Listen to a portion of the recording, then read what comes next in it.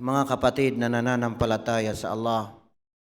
Isang talata sa banal na Quran, mga kapatid na nananampalataya sa Allah. Sabi ng Allah subhanahu wa ta'ala, "Wadhkur fil kitabi Idris, innahu kana siddiqan nabiyya, wa rafa'nahu makanan aliyya." Makikita natin ang talatang ito sa Suratu Maryam na ika-56 hanggang ika-57 na talata. Bagamat mayroon tayong mapulot na kasaysayan, mga kapatid na nananampalataya sa Allah. Ayon sa kahulugan ng talatang ito, sabi ng Allah subhanahu wa ta'ala, "Wadhkur fil kitabi Idris," at gunitain, alalahanin mo, o Muhammad, fil kitabi Idris, na nasa aklat o nasa Quran ang tungkol kay Idris. Innahu kana siddiqan nabiyya, katotohanan na siya, si Idris, si Enoch, sumakanya ang kapayapaan, kana siddiqan nabiyya, siya ay isang matapat na tao. Ayon sa pagpapaliwanag ay siya ay hindi nagsisinungaling. Siya ay mapagkakatiwalaan, matapat na tao, nabiya at isang propeta. Wa rafa'nahu makanan aliyya, at itinaas namin siya, sabi ng Allah subhanahu wa ta'ala, sa mataas na antas. Ayon sa kasaysayan na isa sa naisalaysay ni Wahab bin Munabbih, na kung saan ay si Idris alayhi salam araw-araw ay itinataas ang kanyang mga gawain na pagsamba sa Allah subhanahu wa ta'ala, na katulad ng pagtaas ng lahat ng mga gawain ng mga angkan o mga anak ni Adan, sumakanyang kapayapaan sa kapanahunan niya. Sa dami ng mga gawain niya na pagsamba sa Allah, namangha si Malakal Maut. Dahil dito, mga kapatid, ay naghingi ng kapahintulutan si Malakal Maut na makamit niya si Idris at makasama niya. Pinahintulutan siya ng Allah subhanahu wa ta'ala, at pinuntahan ni Malakal Maut, anghel ng kamatayan, si Idris. Nag-anyo ang anghel ng kamatayan ng anyo ng tao. Si Idris, mga kapatid, ay sa umaga, araw-araw, siya ay nag-aayuno. Pagdating ng oras na siya ay kakain na, pinapakain niya si Malakal Maut na nag-anyo ng tao. Ayaw namang kumain si Malakal Maut, anghel ng kamatayan.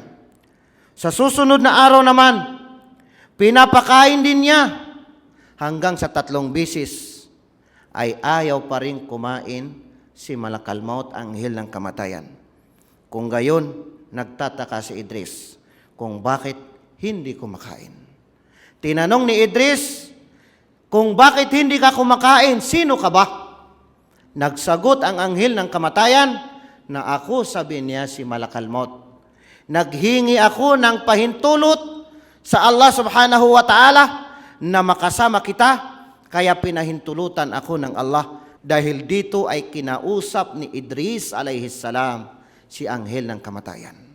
Mayroon ako, sabi niyang, hiling sa iyo kung pwede lang. Sabi ni anghel ng kamatayan, si Malakal Maut, ano ang hinihiling mo? Sabi ni Idris, kung maaari, hugutin mo ang aking kaluluwa. Naghingi ng kapahintulutan si Malakal Maut sa Allah subhanahu wa ta'ala, at pinahintulutan siya ng Allah.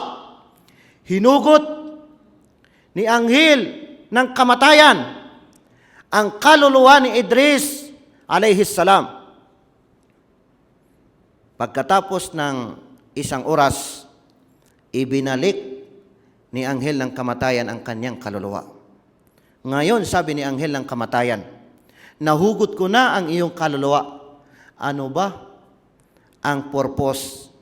Ano ang naibigay sa iyo? Sabi ni Idris alayhi salam, gusto ko lamang matikman ang paghugot sa aking kaluluwa upang sa gayon ay mapaghandaan ko.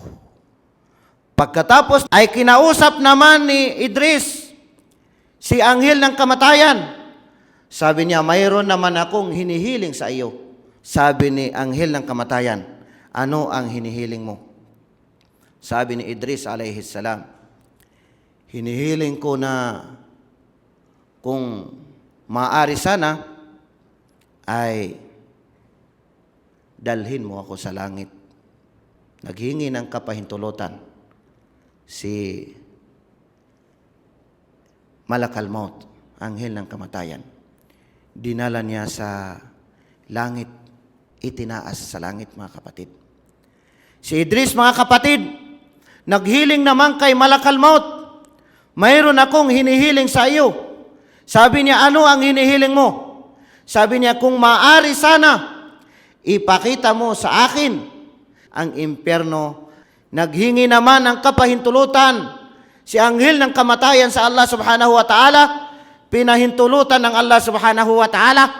Dinala niya si Idris alayhi salam at pinakita sa kanya ang impyerno. Nang makita ni Idris ang impyerno ay nawalan ng malay si Idris.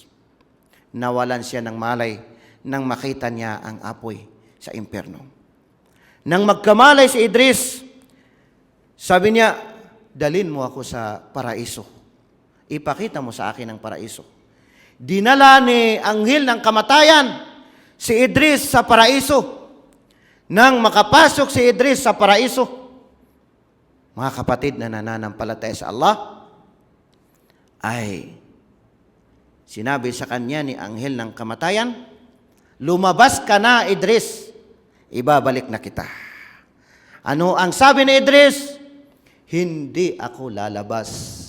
Ayon sa kasaysayan, mga kapatid, si Idris ay humawak daw doon sa mga punong kahoy. Ayaw niyang lumabas sa paraiso, mga kapatid na nananampalataya sa Allah. Nagpadala ang Allah subhanahu wa ta'ala ng isang anghel na para maghatol sa kanilang dalawa, magdesisyon sa kanila. Tinanong si Idris alayhi salam, bakit ayaw mong lumabas, Idris?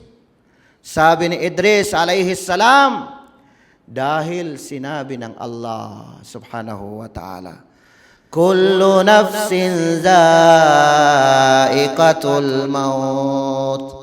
Sabi ng Allah subhanahu wa ta'ala, ang bawat kaluluwa ay makakalasap ng kamatayan o kaya ay makakatikim ng kamatayan.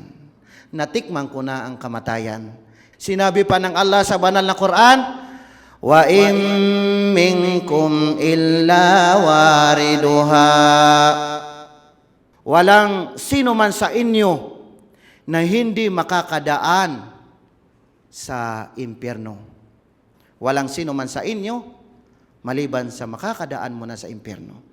Kaya nadaanan ko na, sabi niya, ang impyerno. Sinabi pa ng Allah sa banal na Quran, wa ma hum minha bimukhrajin. Hindi sila ilalabas sa paraiso. Kapag nakapasok na ang mga nananampalataya, hindi na sila ilalabas sa paraiso.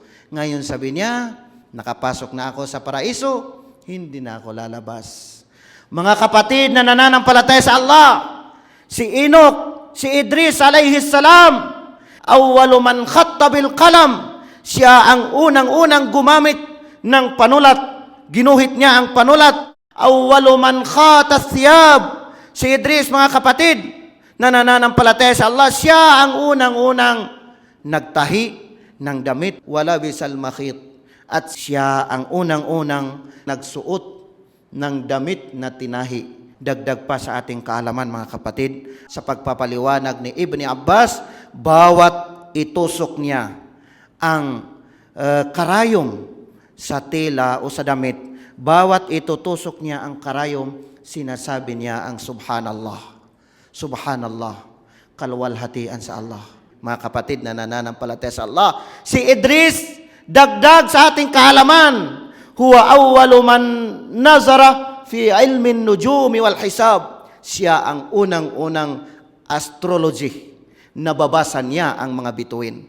Tingnan ninyo mga kapatid, ibinigay ng Allah subhanahu wa ta'ala kay Idris noong si Propeta Muhammad ay nag-Isra wal Mi'raj. Naglakbay si Propeta doon sa mga kaantasan ng langit, ay nadaanan ni Propeta Muhammad sallallahu alaihi wasallam at nakita niya si Idris doon sa ika-4 na antas ng kalangitan. Mga kapatid na nananampalataya sa Allah, aqulu qawli hadha wa astaghfirullah li wa lakum.